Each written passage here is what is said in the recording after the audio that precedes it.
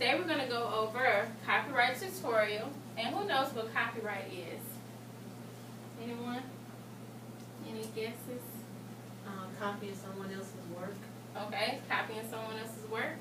Alright, or taking things, like she said, from books or other sources that have already been copyrighted by someone else and copying it and using it as our own. So before we get started, we're going to take a short quiz. It's called an anticipation guide. I'm going to pass it out. And you're going to give a plus, meaning true, or a minus, meaning false, for each question. And then when we finish the PowerPoint, you'll go back to verify if your answers were correct. So you're going to just anticipate what you think the answers may be or what you know about copyright. And then when we finish, you can go back and check to see if you were right or if you were wrong after we go over the information. So take one and pass it down. I don't know if you can get this side. You can have to be.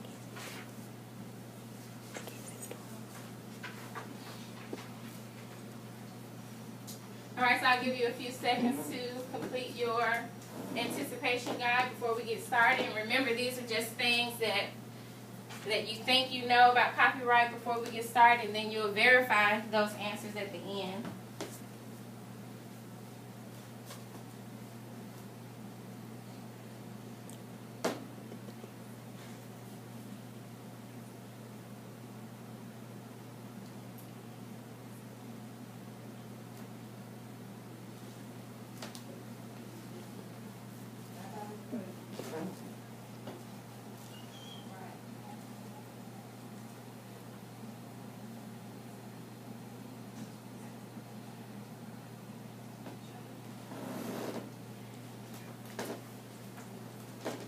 Alright, so we're just going to go over some guidelines.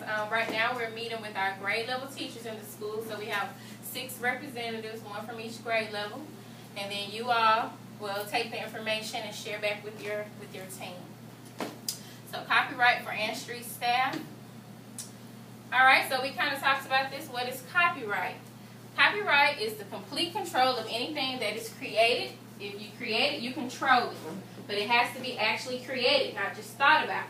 If you tell a buddy about an idea that you have and he writes a book based on your idea, he owns that copyright.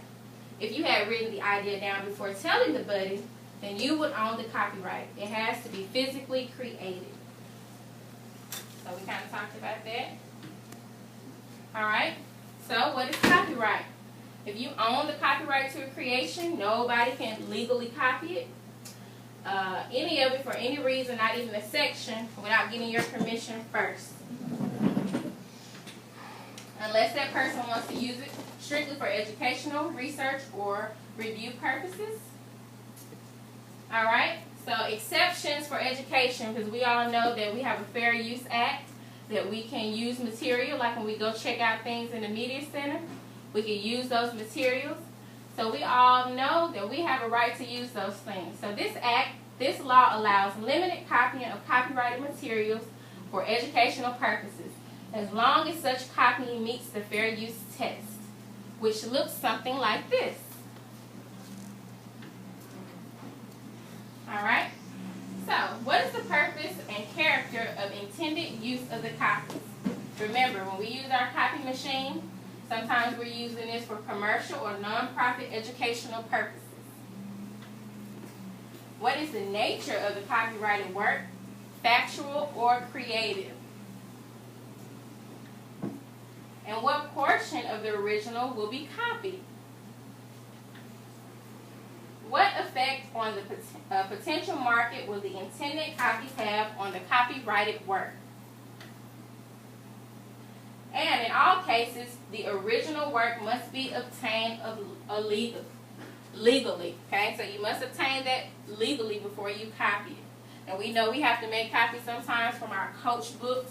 Those are copyrighted. Sometimes we have to pull those and make copies. But since we've obtained it, we're able to use those and make copies. So while we're going through this, if you want to look at your anticipation guides to make sure some of your answers that you already have were correct or incorrect, you can do that. Alright. Another copyright exception is, what is the purpose or intended use of the copies? Again, we're talking about, well, we have a legal right to copy things. All right, here's an example.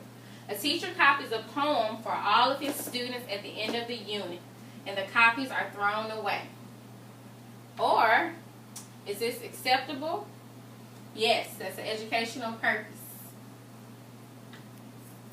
All right, a teacher copies a poem to be placed in the school's literary magazine. Copies of the magazine are sold for $5 each. Everyone look at your and think, is this acceptable or unacceptable? What do you think, Ms. Moore? Unacceptable. Unacceptable? All right, let's see. Very good, not acceptable. And that is because you are paying for these. You're going to get money from something that has been copied. I'm going to shut the door. We have some people walking by. All right, so copies of the magazines are sold for $5 each. We know that's not acceptable. All right, let's look at some more. What is the nature of the copyrighted work, factual or creative? A student creates a PowerPoint presentation on Civil War battles, and the teacher shows the presentation to all of her students. Okay, give you a moment to think about this one. All right, everyone look at their anticipation guides. Okay. That would be acceptable. The nature of the work is factual. A student creates an animated short video as a class presentation, and the teacher copies that video to use in subsequent lesson plans. Do we think that's going to be acceptable or non-acceptable? I'll give you a minute to put that on yours.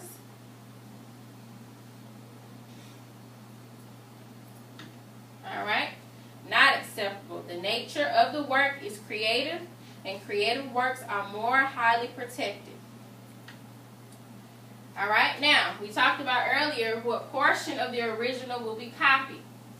We know sometimes when someone creates something, what portion? A student scans a photo from a book for a PowerPoint presentation. What do we think about that one? Write that one down on your anticipation guide. All right, we know we do that all the time. We teach our students to do that, and we do that. I've got a picture on my PowerPoint that is acceptable. One photo from an entire book is an acceptable portion of the whole. All right, a teacher copies one article, 5 pages, from Scholastic Scope, a total of 20 pages to be used in a lesson. Okay, everyone answer that one on your anticipation guide. What do you think? See what we got? Not acceptable. The amount copied is 25% of the whole. 10% is a good rule of thumb. So just remember, guys, 10% of that article. Not that, because that would have been 25%. So that's why that one is not acceptable. But if we do 10%, it would be acceptable. All right. What effect on the potential market for copyrighted work will the intended copies have? All right. A student purchases a hip-hop CD and lays several short audio clips on a PowerPoint project. Is that acceptable or not acceptable? All right, acceptable. No impact on the profitability of the CD, so they're not making a profit on that. Okay, he's just planning on his PowerPoint. A teacher copies a story to be used in a lesson with the entire student body. All right. And that's not acceptable. Hundreds of original copies are not being sold as a result of these copies. All right?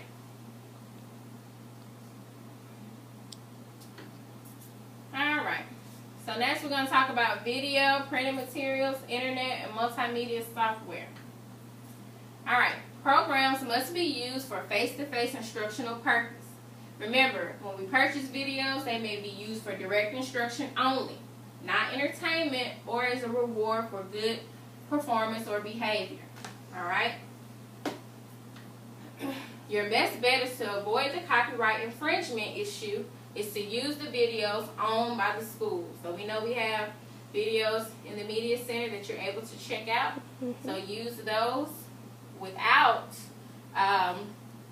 going and bringing others in to avoid copyright infringement. All right, remember, if you intend to use a video not owned by the school, you must go get Mr. Ennis' permission in the writing on the non-school owned video authorization form, which can be found on the T drive in our Media Center folder. And here we have changed over to W drive, but T drive and W drive are the same. And then the program may be kept for 45 days only and must be used in the first 10 days of school after the copy has been made. Taping is done only at the request of the teacher at the time of need, not in anticipation of a future need. And we also know that we have to get permission when we tape or video our students. We have to have written permission from their parents before we tape them, especially if we're going to show it to other people in the school, or if we're going to put it online, if we're going to put it on our school website. We must have to have their permission first. All right? And we may not edit the content. All right, taping from satellite or cable has additional requirements. These requirements are: it requires permission of the copyright holder. Programs may only be taped from cable if they are also available on local open-air broadcast stations. Appropriate broadcast fees must be paid. All right, now we're going to look at printed material. We talked a little bit about some of this earlier. All right, if there is insufficient time to request permission, you can make single copies of a chapter book, an article from a magazine, a short story poem, 250 words or less. Ms. Jones, can you call me from whatever room you're in, please? A chart, cartoon, or picture, or 2 pages from an illustrated picture book. You can also make multiple copies of a complete poem or excerpt from a poem that is 250 words or less, a complete article or short story less than 2,500 words, or excerpts from a larger work or a special work not to exceed over 2,500 words or 10% of a whole, which is less. 1 chart, graph, diagram per book or article. All right, limits to photocopying. Copying is for 1 course only. You can make no more than 9 instances of that copy. The same item may not be reproduced from term to term.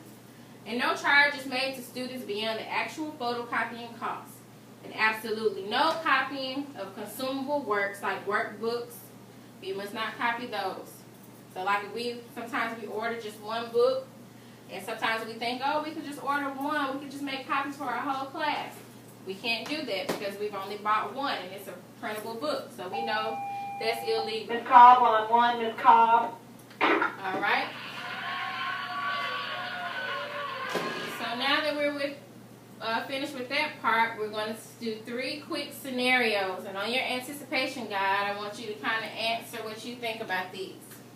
And I'm going to give you time to read the answers, okay? So I'll read it, then I'll give you time to answer and read the bottom. So here's the scenario. A special education teacher wants to record a picture book and let her students listen to the story on tape while looking at the book. Is this acceptable or not acceptable? And then I want you to read this message here.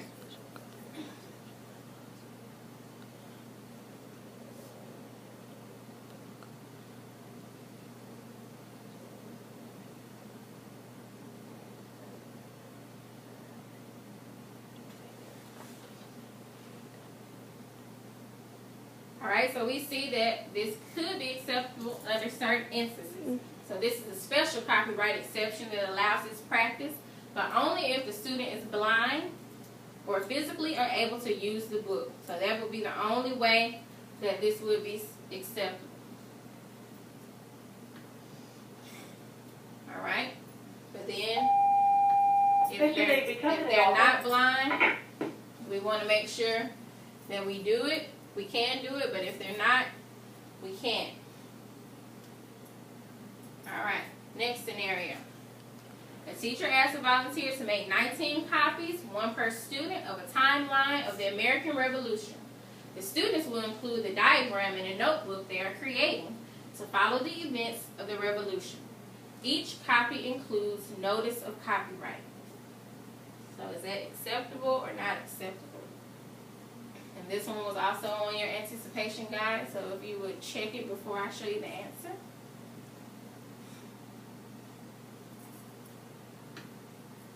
Alright, let's see how many people got that one. Good, you guys are learning something. Alright. Last one, I think this is the last one. A principal reads an article in an educational journal and would like to make a copy for all teachers. His secretary makes copies and places them in teachers' mailboxes. Alright, acceptable or not acceptable?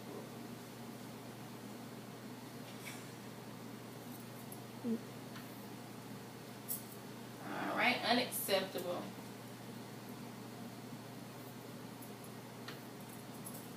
Alright, and it's telling us why. This is unacceptable because it violates several regulations, including top-down directives.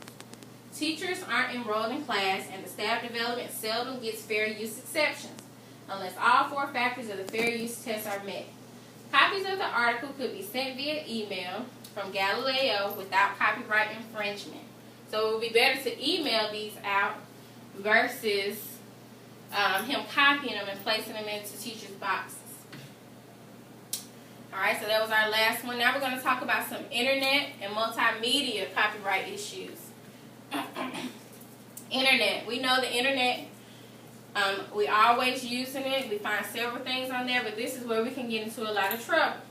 So the internet is not public domain. Assume that all web pages, information, and codes are copyright protected. Electronic posting, blogs, and emails are not public domain. Alright?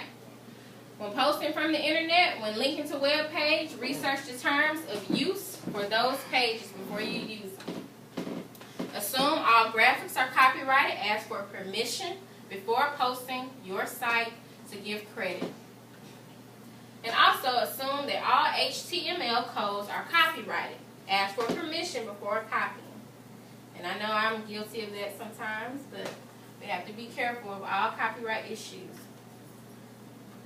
Alright, guidelines for using multimedia. Teachers may legally use copyrighted multimedia materials for the following things: face-to-face student instruction, directed student self-study, real-time online instruction provided by the technology prevents the copying of the copyrighted materials, teaching courses for a period of up to 2 years after the first instructional use, presentations at peer workshops and conferences.